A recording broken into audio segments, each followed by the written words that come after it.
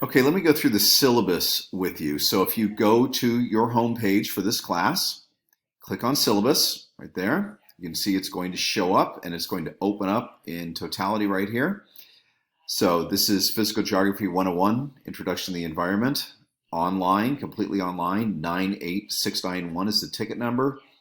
Please make sure in any email to me you write Geography 101 98691 in the subject box. Thank you very much for that.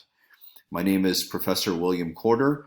Let me read this disclaimer to you. The instructor, which is me, reserves the right to modify this syllabus course overview if needed. Owing to the current situation with the pandemic, please understand that circumstances can evolve quickly and may require adjustment and flexibility. Here's my contact information. Well, although I do have an office at SAC, I don't really have office hours in a traditional way right now because of the pandemic. The best way to contact me is not through that phone number, which, because I can't go to my office, may never be answered. It's to use my email address right there, corder_bill@sac.edu. This is the name of the class and the description. Notice this is online for 8 weeks in spring 2021. It goes from April 12th through June 4th, although I'm going to open it for you on April 11th. There are two possibilities for free textbooks. Either one of these links will bring you to those free textbooks. Additionally, if you want to buy a textbook because you like a hard copy of a textbook, that's fine. I like that myself.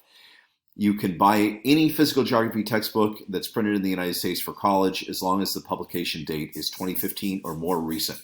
Nervous about that? Well, how about if you do this? You could send me a screenshot and I'll tell you if it's an okay book or not. Course placement, notice this, which is probably why you're taking the class.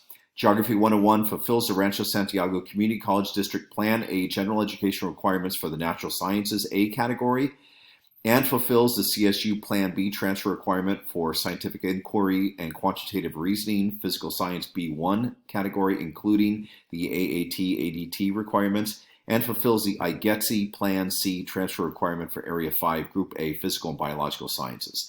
That means that not only does it count at Santa Ana College for an AA degree, it transfers to all of the CSUs, or I believe every one of them, and the UC system as well.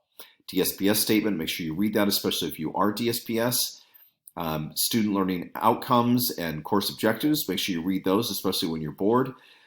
Course topics, notice that the course is broken into 2 basic parts and then 4 sections. And the 4 sections, sections 1, 2, 3, and 4, cover different things. The first 2 are fairly difficult for most people because they are tied to Earth movements and weather and climate, meteorology, climatology. Then we hit the tectonic processes and the gradational processes in the second half of this brief semester. Attendance, although this class is entirely online with no face-to-face meetings, your regular participation is required and will be recorded, including through required discussion board topics and all of the rest of this stuff that you can see on here. So make sure that you do it, and notice that in accordance with the college drop policy, students who do not access the class website or submit Section 1, Module 1 assignments by the due dates will be dropped as no-shows. Okay, this is a college policy. There's even some legal things that go along with this. Course grading, notice that you have 4 100-point multiple choice true-false exams given at the conclusion of each section. Each exam consists of 50 questions worth 2 points each. Questions are derived from the class video lectures and the terms and concept pages found kind of in the beginning of each module.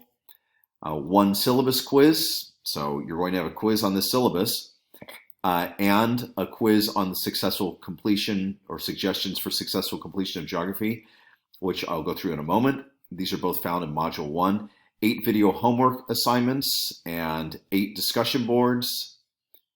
Notice that this is basically a straight scale for your grading. No exams will be dropped, no video homework assignments will be dropped, no discussion board assignments will be dropped, and a 0 will be put in for each one of these things that you do not take. By the way, there is no late makeups, retakes, redos, none of that. When the due date ends, that's it.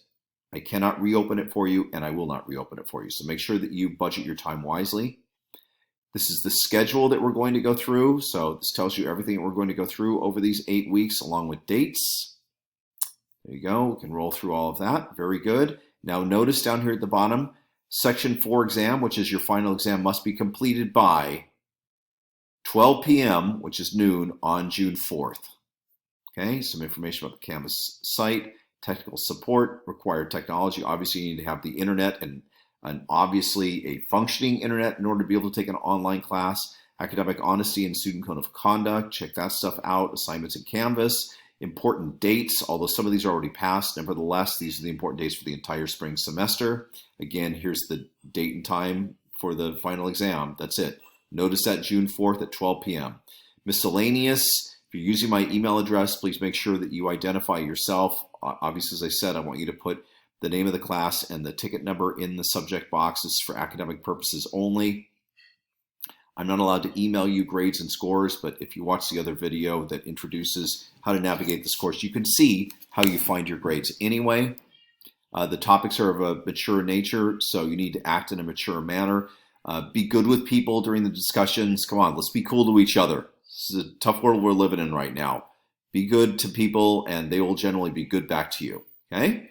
So there's the syllabus. Now this is suggestions for the successful completion of geography. I'm not going to read through this whole thing, but you need to read through it because there's a brief quiz on this. So there are these 12. That's actually one of the questions. 12 bullet points on how to successfully complete this class. And if you roll down a little farther, there I am at the Taj Mahal. It's a little information about me. This is how you email me. There's a whole bunch of information here about what to do and what not to do. I do want you to see this. Don't take this personally, but why would I write this? I write this because sometimes I have to deal with this with people in classes. Keep in mind that I am not your server at In-N-Out, and you are not my customer. And we're not going to hang out this weekend. So let's have a professional relationship with each other. Operate as if this is a job. And you don't talk to your boss in a way that's going to get you into trouble. So don't do that with me either. I'm fine with you doing that with your friends. But just let's have a professional relationship. It's better for you. You're training yourself to act that way anyway, because ultimately you want to get a job after having taken these classes and getting your college degree. And I want you to be successful. I'm here to facilitate your success and make sure that happens. Course description, discipline description, required materials, and so on. There you go. Student learning objectives. That's the syllabus. All right.